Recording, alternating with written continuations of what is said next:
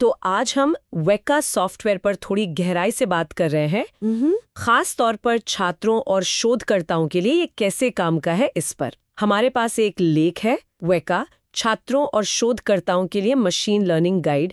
तो उसी से कुछ पॉइंट्स लेकर आज हम वेका को समझने की कोशिश करेंगे। मतलब ये है क्या, सीखने वालों के लिए इतना खास क्यों है, और इसकी आप कह सकते हैं मेन बातें क्या हैं। जो चीज़ सबसे पहले ध्यान खींचती है वो है इसका इस्तेमाल कितना आसान है। इसे न्यूजीलैंड की वाईकाटो यूनिवर्सिटी ने डेवलप किया है और ये पूरी तरह से मुफ्त है, ओपन सोर्स सॉफ्टवेयर है, जावा में लिखा है। पर सबसे मज़ेदार बात जो मुझे लगी वो है इसका ग्राफिकल यूज़र इंटरफेस, GUI जिसे कहते हैं। इसका सीधा मतलब है कि मशीन लर्निंग एल्गोरिदम चलाने या डेटा प्री प्रोसेसिंग के लिए आपको कोई बहुत गहरी प्रोग्रामिंग स्किल्स की ज़रूरत नहीं है। बिल्कुल सही। और ये जो GUI वाला पहलू है ना, यही इसे छात्रों और नए शोधकर्ताओं के लिए बहुत बढ़िया बना देता है। देखिए, पाइथन की लाइब्रेरीज हैं जैसे साइकिट-लर्न, वो बहुत पावरफुल हैं, लेकिन उनमें पहले कोड सीखना पड़ता है, सिंटैक्स समझना पड़ता है। हाँ, उसमें टाइम लगता है। बिल्कुल। वेका में क्या है कि आप सीधे मशीन लर्निंग के जो कॉन्सेप्ट्स हैं उन पर फोकस कर सकते हैं, बिना कोड लिखे ही प्रयोग कर सकते हैं, देख सकते हैं कि भाई अलग-अलग एल्गोरिथम कैसे काम कर रहे हैं। अच्छा।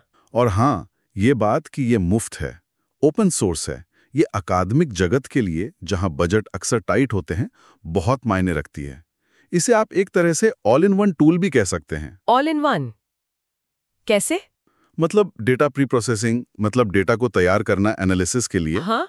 फिर क्लासिफिकेशन, जैसे यह पता लगाना कि ईमेल स्पैम है या नहीं। अच्छा। क्लस्टरिंग, यानी डेटा में अपने आप ग्रुप्स ढूंढना। अच्छा। एसोसिएशन रूल, माइनिंग, जैसे सुपरमार्केट वाला उदाहरण कि ब्रेड के साथ लोग क्या खरीदते हैं। फीचर सिलेक्शन, मॉडल का मूल्यांकन, ये सब कुछ आपको एक ही जगह मिल जाता है। अच्छा। अलग अलग लाइब्रेरीज ढूंढने और इंस्टॉल करने का झंझट नहीं। कई यूनिवर्सिटीज इसे अपने डेटा साइंस कोर्सेज में इस्तेमाल भी करती हैं। अच्छा, तो इसमें सिर्फ एक ही इंटरफेस नहीं होगा, मतलब काम करने के शायद अलग-अलग तरीके भी होंगे। लेख में कुछ जिक्र था। जी हाँ, बिल्कुल। इसमें एक्सप्लोरर है जो इसका मेन GUI है।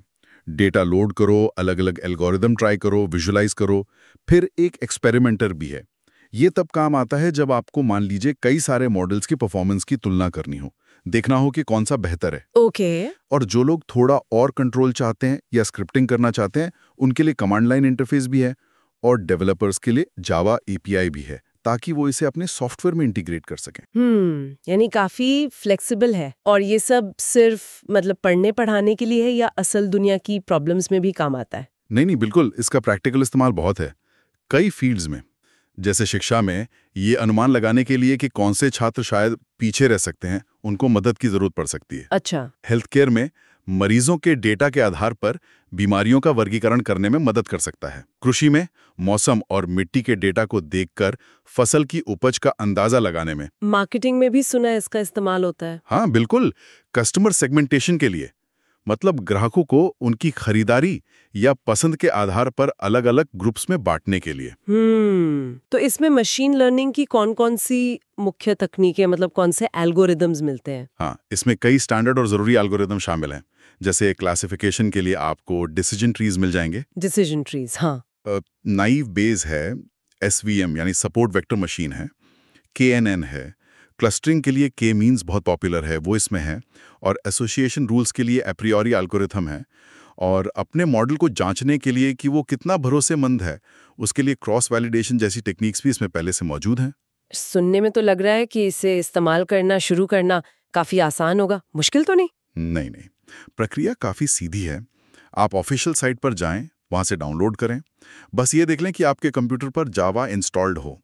फिर अपना डेटा सेट लोड करें। ये CSV फाइल हो सकती है या ARFF फॉर्मेट में। ARFF, ये वेका का अपना फॉर्मेट है? हाँ, ये वेका का नेटिव फॉर्मेट है। फिर एक्सप्लोरर में जाकर, जैसे क्लासीफाई टैब है या क्लस्टर टैब है, वहां से अपना पसंदीदा एल्गोरिथम चुनें, कुछ बेसिक सेटिंग्स एडजस्ट करें और बस स्टार्ट बटन दबा दें। कुछ ही क्लिक्स में मॉडल ट्रेन भी हो जाता है, टेस्ट भी और उसका मूल्यांकन भी। अच्छा, तो मतलब संक्षेप में कहें तो वेका एकेडमिक रिसर्च और खासकर छात्र प्रोजेक्ट्स के लिए एक काफ़ी मजबूत और भरोसेमंद टूल है। इसकी जो सिंप्लिसिटी है और फंक्शनैलिटी भी वो इसे मशीन लर्निंग सीखने और अप्लाई करने के लिए एक बहुत अच्छा प्लेटफॉर्म बनाती है, खासकर उन लोगों के लिए जो अभी शुरुआत कर रहे हैं। एकदम सही कहा। ये जो जटिल लगने वाली चीजें हैं ना मशीन लर्निंग में, उनको ये विजुअली दिखाता है, जिससे वो ज्यादा प्रैक्टिकल लगती हैं। खासकर अगर कोई अभी कोडिंग में उतना कंफर्टेबल नहीं है। और ये कोई नया टूल नहीं है, ये दुनिया भर की यूनिवर्सिटीज और रिसर्च इंस्टीट्यूट्स में दशकों से इस्तेमाल हो रहा है। एक एस्टैब्लिश्ड सॉफ्टवेयर है। अच्छा, अंत में एक विचार छोड़ते हैं सबके लिए। लेख में वेका के साथ आने वाले कुछ सैंपल डेटा सेट का जिक्र था, जैसे आइरिस डेटा सेट है, फूलों वाला। हाँ, वो तो बहुत कॉमन है। हाँ, और एक weather.nominal है, मौसम का डेटा। शायद इन छोटे सिंपल डेटा सेट पर ही अलग अलग एल्गोरिदम चलाकर देखना एक अच्छा पहला कदम हो सकता है। इससे ये समझने में मदद मिलेगी कि ये जो थ्योरी वाले एल्गोरिदम हैं, वो असल में डेटा पर काम कैसे करते हैं।